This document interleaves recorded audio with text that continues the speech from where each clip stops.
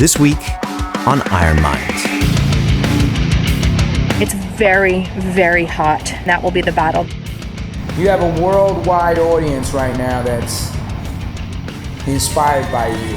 So that's why you must finish. Come on! Let's go!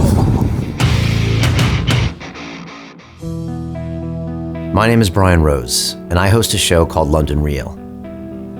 A few months ago, John Joseph, the frontman of the hardcore punk band The Cro-Mags, walked into my studio. He's the complete opposite of me. But something happened.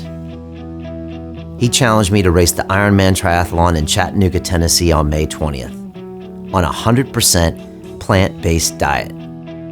Previously, Ironman trainer Samantha Murphy pushed me to the limit, and I got to see some old demons. John Joseph showed me the spirit world, and I spoke openly about my heroin addiction for the first time.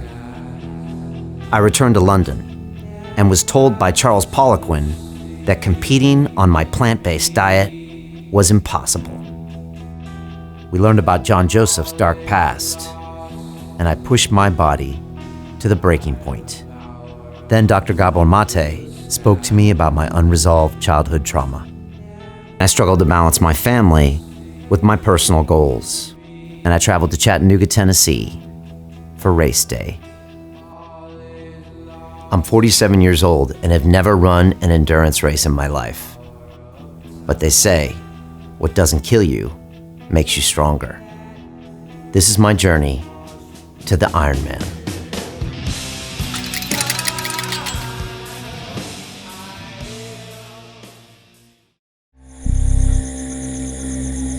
In the morning, take a little time to yourself, 15, 20 minutes. Do some meditation, calm your breathing. Give thanks for the journey.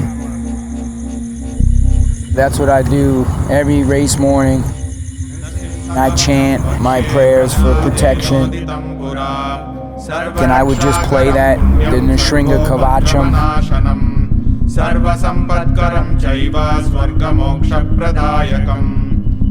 know, you're going in the elements, man. And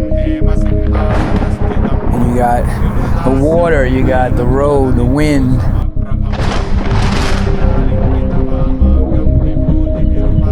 He protects souls on the path.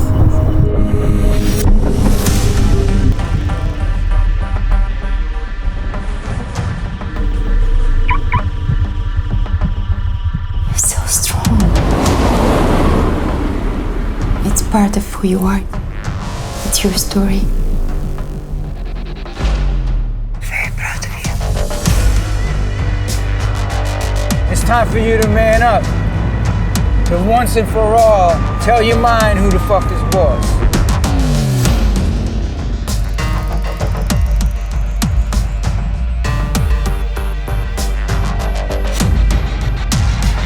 If you never push yourself in life like this, then you kind of miss out.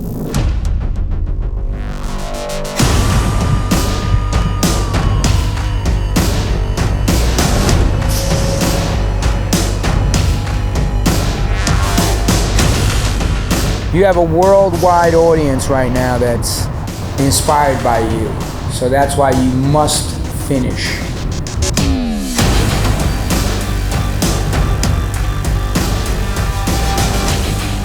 You'll be coming through that finisher chute. You would have had all of these things that you would have thought about that seems so intense, and then it's gone. We'll never get that back. You'll never be able to hold on to that exact moment again.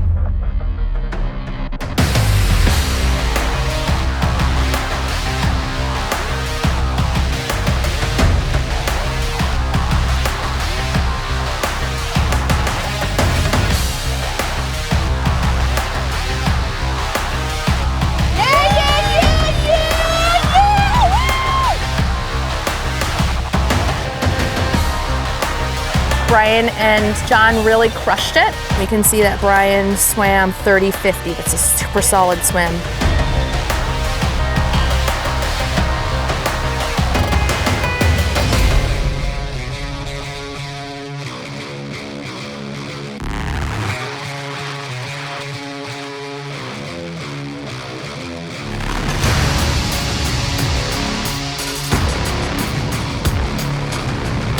It's very, very hot, and that will be the battle that they're gonna face today.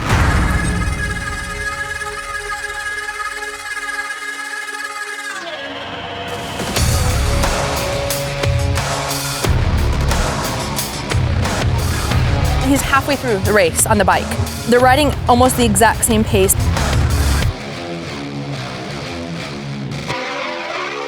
I've just got an update from the course. Unfortunately, we just heard that John has broken his chain.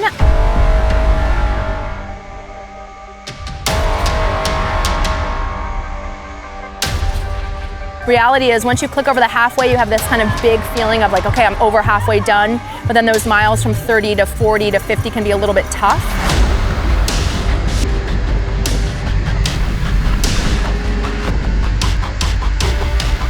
John must have gotten his bike fixed.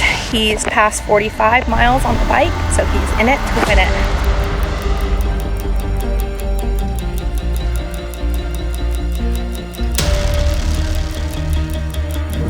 Come on! Let's go! This is really where the suffer starts, to be honest, because it's hot and you're close, but you're never close enough.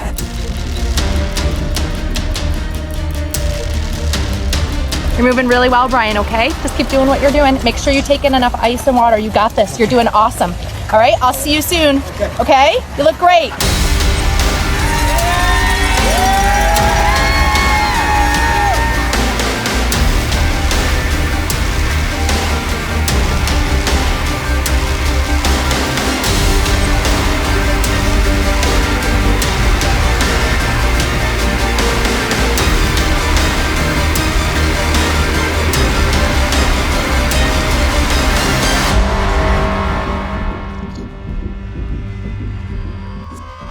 Brian Rose.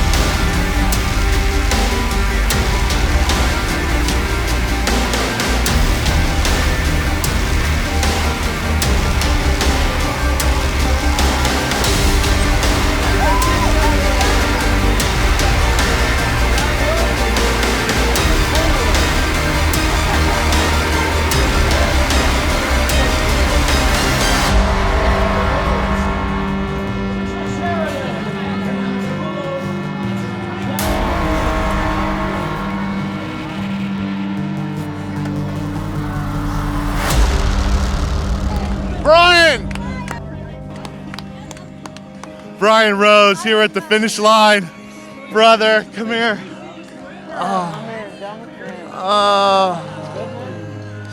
Thinking about you on that race, man. Dude, so tell me, you have just faced a bunch of demons. This journey for you is a multi-year journey. This represents a pinnacle in about letting people down, and now you have inspired with this journey and being vulnerable, lifting up tens of thousands of people, including me. How do you feel? I feel great, man. You know, I was always going to finish this thing. It's hot. That run was crazy, but, you know, there's so many people here behind me all around the world. It's been a real tough journey for me, emotional, you know, but it's just been absolutely incredible, you know. And just walk me through the race. What was it like for you? Were you nervous? I mean, you've never done this before. You know, I never done it before. I just tried to remain calm, you know. I was kind of calm all week, which is weird. I put in a lot of training. You know, the swim, once I got on there, it felt good. The bike, I did my best time ever, under 3 hours. And then my legs started cramping up, my hamstrings, and I had a slow run. Although I think I beat John Joseph. And so it was a run was just brutal. My stomach was really hurting. But I didn't stop. I just didn't stop. I saw people walking. I was like, I'm not walking. I made myself that promise. I got a 3-page email last night from Dan Pena saying, leave it all on the course. And so that's what I did on that bike. I was like, you know what? Fuck this. I'm leaving it all on there. So, yeah, it's been a great journey, man. It's been awesome.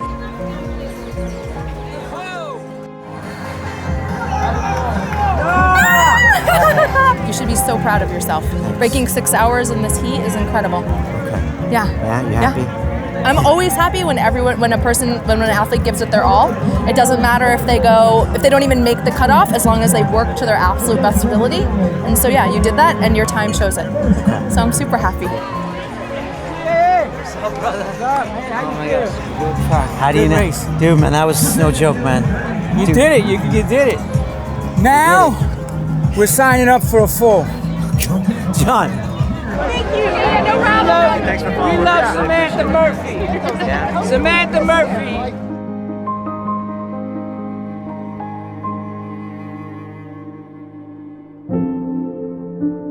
The instant you reach your goal, that beautiful emptiness, that Zen moment of no desires,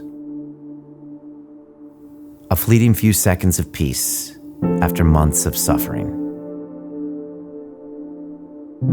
And I just want to say one thing. Yes. Congratulations. Yes. To Mr. Brian Rose.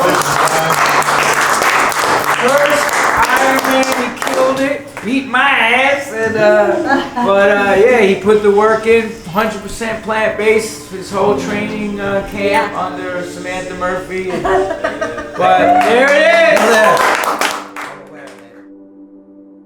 This wasn't about finishing the Ironman. It wasn't about the diet or the brutal training.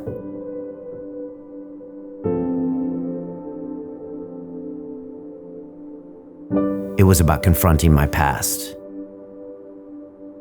The dark secrets I was ashamed of that continued to pollute every decision in my life.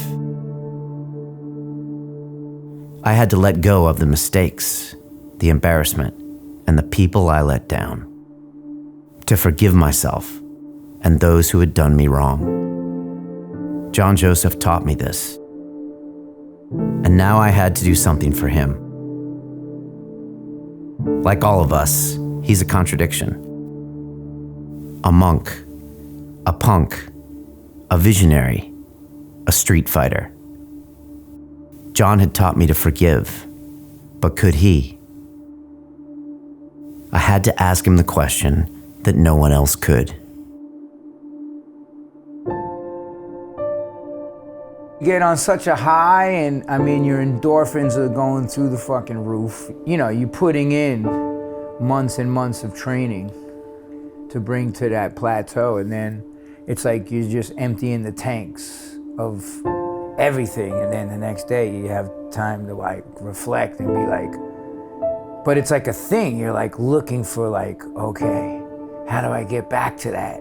I mean, I'm just trying to get my head around this challenge thing, because kind of guys like us are always like, what's the next challenge? Yeah. And what's the next challenge? And like part of that got me here, so I respect it. But then part of me also wonders, can I be happy without those challenges? No, I can't. Because if we as humans are not tested, then we don't advance. Those tests are put there to force us to push through shit. Like, people that are like try to avoid challenges and being tested, they're not getting anywhere in life. By willingly placing yourself into difficult situations, you advance. You're already locked on to that next race in 6 months. And then you mentioned it to me right after the race, and Samantha did too. And look, I mean, I'm a goal-oriented guy. I think it's a beautiful thing. But then part of me also wonders, am I still searching for the next challenge? And does there need to be some peace somewhere in between where you're just happy being you? Is this not itself some kind of addiction in itself? Sure, but to do what you love, you know, there's destructive addictions. If you don't replace the negative things in your life with positive actions, meditation, and all this other stuff that goes hand in hand, you're just gonna keep falling victim. Why does my brother constantly keep relapsing into drugs? He called me right before this race, I'm dying. Fuck you, you don't even call me anymore, I'm fucking dying. And he is dying. You know, he's dying because of the choices he made. Hit the bottle, do the pills, do the drugs, eat the bad food. That's the thing about choice. You know, I was talking to that guy, Dr. Gabor Mate, and he's always saying that, you know, a lot of this stuff goes back to childhood trauma. And, you know, Look, compared to your life, I didn't have any trauma, but when you're 7 years old, everything feels like trauma, you know? And he's always saying, like, Brian, is this behavior rooted in something? You know, I know you said that part of the reason you probably went into performing and stuff was because, like, feeling inadequate. But do you ever think about that and forgiveness and how that affects your life going forward? I mean, there's the two dudes that did that shit to me in that home. I've never encountered them before. I even went back to the foster home and knocked on the door. And I'm glad they weren't there, because I think when I do see them, it's like I'm gonna be like, yo, you put your hands on me and did this shit when I was a kid and couldn't defend myself, but now what? And I think that's gonna be there. I'm not, you know, I could try to speculate however I'm gonna act toward that, but I already know what's gonna happen. What's gonna happen? I'm gonna fucking snatch him up. I'm not. What would Prabhupada say about that? Prabhupada would say that a child abuser should get his ass kicked. I don't have that inner strength to be like, oh yeah, okay, you did that to me, I forgive you.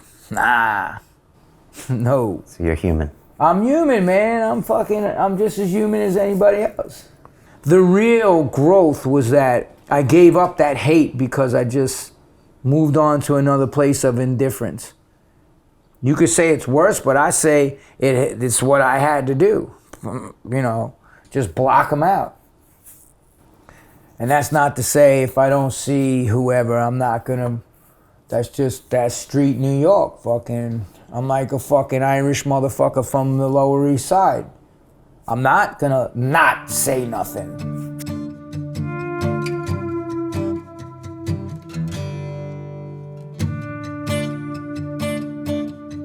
What's the one thing you want people to take away from the whole Ironmind experience? Like if you are a shining example of what you can do when you apply yourself. That's the Ironman logo. Anything is possible. Do you feel better as a human? Do you feel better with yourself after doing what you just did? Let me ask you that. How do you feel today? I feel amazing. Like a fucking champion. I think there's a lot of things, you know, me going through those demons and talking about that stuff, John, publicly, and forgiving myself and people, and then going and doing something positive, and being open with our past to help other people with their past, and then look what happens. You get a whole host of amazingly positive energy people that want to help you on that journey forward. It's like kinetic energy, man. That's why I say you could deal with the dark energy or you could deal with the energy of the light. If this path works for me, as fucked up as I've been in this lifetime, it could work for anybody. I'm a prime example. And that's what being philosophical, and that's what having your devotions every day and working on yourself every day. Prabhupada said, mountains in the path will become pebbles that you could just kick away. And that's why if I have one message to give, let it be the code by which the true warrior lives. Never give up.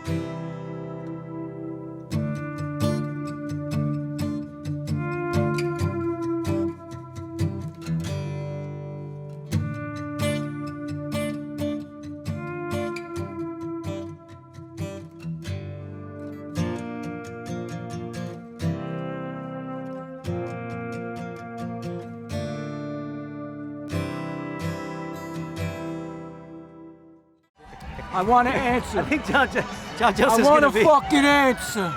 The fuck's it gonna be? Florida Ironman. I want to know right now. That's it. You got the bug. In 2001, I nearly died from a heroin overdose. That's why I'm dedicating my very first Ironman race to help those similarly addicted by raising money for Addaction, one of the UK's leading mental health, drug, and alcohol charities. Thank you.